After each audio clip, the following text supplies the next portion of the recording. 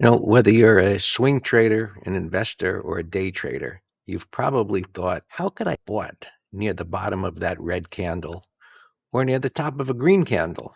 Well, there are multiple concepts that have to be considered before that action is being taken. But I'm showing you here a chart of IWM, the Russell 2000, and we can apply this concept to anything. The idea here is that red candles by themselves are not a trading strategy. In addition, institutions could care less about that red candle if they see this as an opportunity to buy cheaper than they could yesterday or 2 weeks ago. But as a candlestick user, we see a red candle in the time frame that we're viewing it in, and we see it as bearish, which it is. Now, you have to look at that from the point of view, is it an uptrend or is it in a downtrend? Are prices at support? Are they at a major moving average, which could bring institution buyers at the 50-day moving average or the 200-day moving average, sometimes the 100-day moving average? So as we put these together, we can create a belief that prices might make a transition from red to green. So we'll look at a few examples here and how we utilize them for either swing trading or in the green room for day trading, especially if it's a big red candle, which creates what we call a price void intraday. And once it does that, this is where we could utilize multiple time frames to incorporate the same candlestick concepts. For example, is there a bottoming tail candle forming in the smaller time frame? Did prices break down in the smaller time frame and immediately reverse back up again? So it's more than just looking at candlesticks from the point of view of saying, is it a bottoming tail bar? Is it a dark cloud cover or a morning star or an evening star or any of these names, which really are irrelevant? It's about recognizing that these patterns are displaying what others are thinking. And if there is, for example, a breakdown that fails and prices reverse right back up again, that tells us that buyers took control. There was strong demand in that area and a greater possibility that prices could retrace. So let's look at IWM here, and we'll look at it on a 65-minute chart. I actually wrote a chart of the week this week, which you can go to the mastertrader.com website and under getting started, scroll down and look for the chart of the week. Click on that and you can see many charts of the week that give detailed explanations of different concepts. But let's look at this. So IWM last week had come down very hard. It was a wide range bearish bar. Now, did that mean it was reversed back up to the depth that it did that day? No, not necessarily. But when we see that down bar, again, we look over to the left, is it an area of support? This was what we call minor support, not really a significant support. It wasn't at the 50. The 50 is actually way up here. The 200 is way down here, but that doesn't mean it cannot stabilize. In this time frame, it would suggest that it's going to go lower down to the 200. Ultimately, that might actually happening, but it didn't happen on Friday. It reversed back up again. So what we could do, we go down to the 65-minute time frame, which is a time frame of choice. There's not a right or wrong to it. I use the 65-minute because it breaks up the bars into equal increments, whereas the 60-minute, depending on the platform you're using, it's either going to have the first bar as a half hour or the last bar as a half hour. There's no magic to this. It's just to recognize that each one of these bars is 65 minutes. Now, the transition here, as you can see the cursor, the red bar into the green bar. I see the momentum begins to stall, begins to turn back up again. Now, as a swing trader, I'm not interested in this, trading this on the long side. I'm more interested to see if IWM forms a pattern, a continuation pattern lower, which could happen if it breaks down below the low of the green bar on the next trading day. But as a day trader, I could go down to the 5-minute time frame and I can see patterns that could communicate to me that prices are possibly going to go up. And right here is what I'm referring to as a downside shakeout or a breakdown failure. Prices were in a downtrend, a sharp downtrend, which created what I call a price void up above. It went down in such a fluid manner that there's no pivot swings on the way down. It's just steady selling. So when it came down here, at the end of the day, it accelerated lower. But on the next trading day, it retraced all the way back up again and it starts going sideways. That communicates to me that maybe it just went down too far, too fast, and likely to retrace. So as a day trader, I'm interested now to buy breakouts or buying pullbacks. And this is what we do in the green trading room.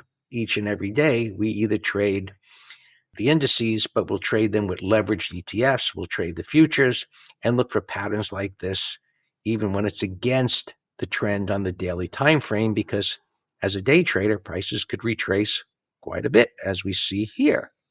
So let's apply this to how I did with the ETF trader. And so let's turn this to a weekly time frame and look at consumer staples. And so what I was looking at here a few weeks ago was this was at an area of major support on the weekly time frame. And each time it reversed back up again, pretty significantly. In addition, the market was communicating to us that there was trouble. I used the analogy under the hood, meaning at that time, software was already in a downtrend and declining. Internet, the ETF, FDN, I think it is, was already broken down in a downtrend. Semiconductors were getting shaky. There was a lot of problems under the hood, so to speak, that prices could turn lower. When that's the case, money gravitates toward defensive stocks or ETFs, consumer staples. These are companies that people need, right? Toiletries, whatever you need on a consistent basis, where whether you're concerned about the economy, income, you need to buy consumer staples. Now, they don't always do well, especially in a bull market, but if the markets are perceiving trouble is ahead, institutions gravitate toward consumer staples. They're considered to be a safer place, and because people continue to spend money. So we bought this down here on what we call a 1, 2, 3 pattern. Now we sat through a pullback, but this is for intermediate term swings or holding possibly for weeks or months, looking for this to advance. So we sat through this pullback, and now it went up very nicely on Friday. And I believe this will continue to go higher. But it was the same concept, the transition from red to green, or in this case, near this bottoming tail bar where prices could retrace back up again. Now we could apply this to whatever. Right? Here's KRE, and we go down and look at the 65-minute time frame. Here was a red bar. It happened a bit differently. So here's the red bar, and it comes down right onto this support here, and it begins to stabilize on this day. As a day trader, I'm going to go down to my 5-minute time frame, and I'm going to look for pictures. Right? Charts are just pictures of what other traders are doing, and I see that it begins to go sideways, and now it breaks out above resistance. It's pulling back. It's going up. So you can apply this to anything. I could look at, well, healthcare, the ETF letter has been in this for a while, and the same idea. The weekly time frame was bottoming out down here, going sideways, and it began to pop up. And over here, it's like, okay, will it continue to roll over again? So it was in a downtrend, and it pops up again strongly. You can see right there, move the cursor above here. So where did we buy it? Well, what I was seeing was it was going sideways here, and we didn't get in on the transition from red to green. We actually bought a breakout in this one because it was for the ETF trader, so I wanted a little more extra confirmation. And this is what we call a bear sandwich type of a pattern, where it looked like it was going to go lower, red bar. However, that was preceded by this strong up move. So my bias was it should turn around. Now I'm waiting for confirmation. And we got this green bar. This is what we call a bear sandwich. The meat in the middle, the bear, and bulls on either side. So up bar, down bar, up bar. By the breakout, and now it's moving up very nicely. And we see the weekly time frame has room to move up, probably going to make new all-time highs. Healthcare is in favor right now, and we also have other healthcare related ETFs in that letter portfolio. So as I said, you can apply this, and here's one that may be setting up right now. This is also in the ETF letter from prior prices, but the weekly is in an uptrend. It's pulling back. I think it's likely to come down here toward this minor support level. So it may go a little lower, but look, if this flips up this week, that bias begins to change.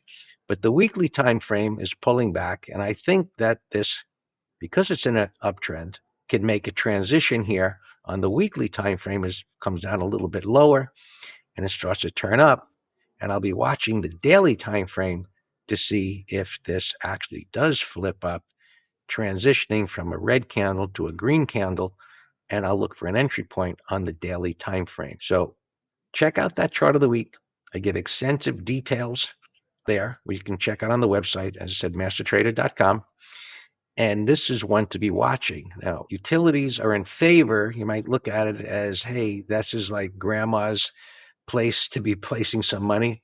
But because of artificial intelligence, AI, these are in favor because of the need for energy. So there's plenty of energy stocks, which we could look at, like right down here. I just start applying the same concepts. When I click on utilities, it loads up utilities here, and I can start looking for bearish wide range bars like this one, checked out. And so this is starting to make a transition, but I'd look at this from a day trading point of view because it's collapsed. If I was going to do that and apply the same thing, 5-minute time frame, it's not ready yet. I'd have to go sideways longer. There's another one. It's been moving down. Now, what if I want to find the strong ones? I just sort it in a different direction and look for strong ones. This could be making the transition from red to green, watching for this to start to base out and turn higher again at this moving average. We apply the same things to whatever we're trading. We choose the time frames that we're going to trade them in. So I hope that helps. If you have questions, email me, Greg at Master Trader.